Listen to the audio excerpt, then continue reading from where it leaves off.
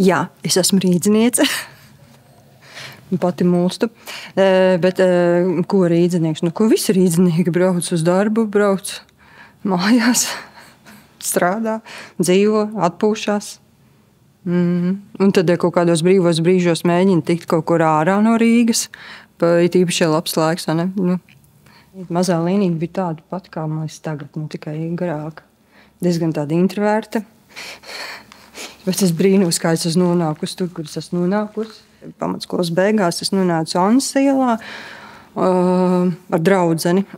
Mūžīgi stāstu par draudzenēm, kad mēs aizējam, un es tur paliku. Draudzenē tur sākās citi pulciņi vai kaut kas tāds. Un tas kolektīvs ar tiem jauniešiem, kas bija tādi atvērti un visur gāja, nu tādi.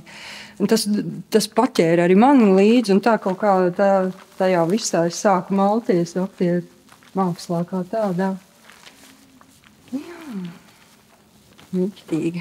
Nu, tad pēc tam, pēc vidusskolas, tad jau stājos akadēmijā, un tur kaut ko paņēma. 6 gabali zināja, ka viņas paņems dēlu, un pārēji, nu, ja mēs beidzam 9. gadā. Un tad nonāca ziņas līdz manim, Daumantam un Artūram, kad Leļu teātrī trūks darbinieku, un tad mēs tikām uzaicināti uz pārrunām, un diezgan ātri mēs tikām arī pieņemti darba attiecībās. Nu, mani palaimies, man bijuši daudz izrādes un dažādās tehnikās. Viena no, kas mums bija mazais samurajs, ar maniem kolēģiem tur bija tāds brīvā stilā. Mēs varējām daudzīties un tādu studentu izrādi, bet viņi bija arī diezgan labi uz humoru, bet stāstu precīzi izstāstot ar visiem papīra lellēm, kuras bija arī ļoti beigās, bija skaistās, atvestas. Mums tiešām bija apdarītas ļoti kolosāls. Tas bija viena tāda no pirmajām, tad tīri kā lelle, arī Melnajā kabinetā, ko es iemācījos strādāt, mums bija tāda izrāde brīnuma pērlīte. Mums bija meitene Lillija.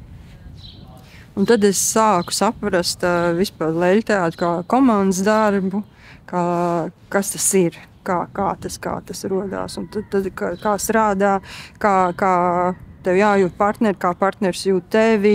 Un, nu, tas ir tāds mehānisms, kas stāv tur aiz tām lellēm un viss tās taciņas, ko mēs tur skrienam. Un ja kāds kaut ko pārskrien ne tur, tad tu izsities, kas te notiek?